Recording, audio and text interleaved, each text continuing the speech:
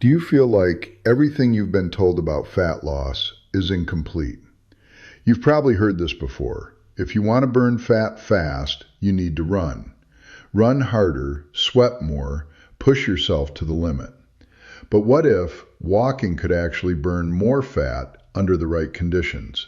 And what if running isn't always the best choice, especially for beginners, busy moms, or people struggling with stubborn belly fat?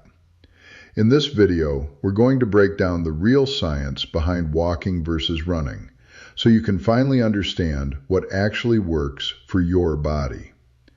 Let's start with something very important. What does burning fat actually mean? Most people think fat loss means sweating more, working harder, feeling exhausted. But inside your body, something very different is happening. Your body has two main fuel sources: carbohydrates and fat. Now here's the key. At lower intensity, your body burns more fat. At higher intensity, your body burns more carbs. This is known as the fat burning zone. And this is where walking becomes powerful. Because when you walk at a steady pace, your body stays in that fat burning zone for a longer time. But when you run, your body switches to quick energy, carbs. So technically, walking burns a higher percentage of fat. But wait, this doesn't mean walking is automatically better, because there's another factor: total calories burned. Imagine two people. One person walks for 30 minutes, the other runs for 30 minutes. The person walking burns fewer calories, but a higher percentage from fat. The person running burns more calories, but less from fat. So who wins? Here's the truth. Fat loss is not about one workout.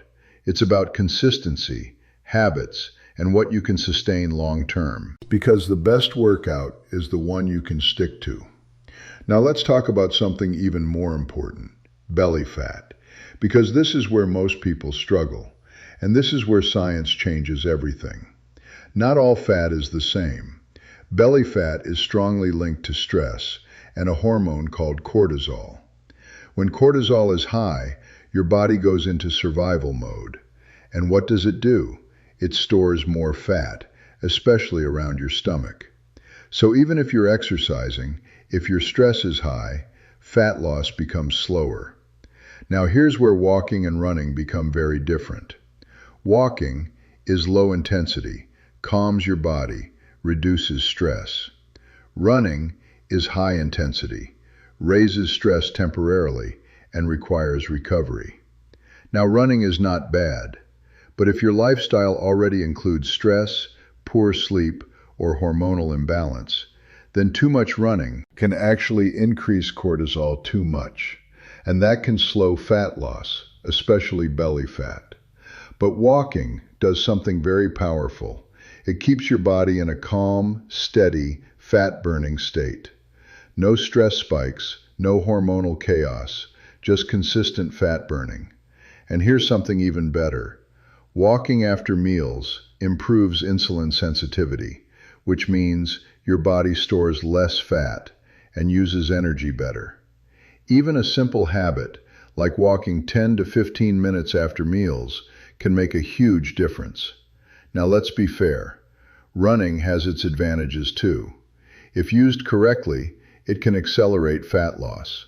It burns more calories, improves stamina, and increases fitness levels. It also creates something called the afterburn effect, which means your body continues burning calories even after the workout ends. But here's the catch. Running is harder to sustain. It increases fatigue. It can increase hunger. And if overdone, it can lead to burnout. And this is where most people make a big mistake. They choose intensity over consistency. They start running every day, push too hard, get tired, lose motivation, and then they quit. But fat loss doesn't reward intensity. It rewards consistency. Even simple daily walking, done consistently, can outperform extreme workouts, done occasionally. So what should you actually do? Here's the smartest approach. Combine both. Think of it like this. Walking is your foundation. Running is your accelerator. Walking builds consistency. Running boosts results. Start simple. If you're a beginner, walk daily, 20 to 30 minutes. No pressure, no intensity, just movement. Then slowly add running, 2 to 3 times per week. Short sessions, light pace, build gradually. And here's what happens over time. Week 1, you feel more active. Week 3, small changes begin. Week 6, visible fat loss. After 3 months, real transformation. So let's answer the big question. Walking versus running, which burns more fat? Walking burns more fat percentage. Running burns more calories. But the real winner, consistency. You don't need extreme workouts. You don't need to suffer. You don't need to be perfect. You just need to start and keep going. One walk, one run, one step at a time.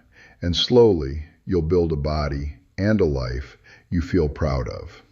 If this helped you, make sure to like this video and subscribe for more simple, science-based health tips. And comment below, are you starting with walking or running?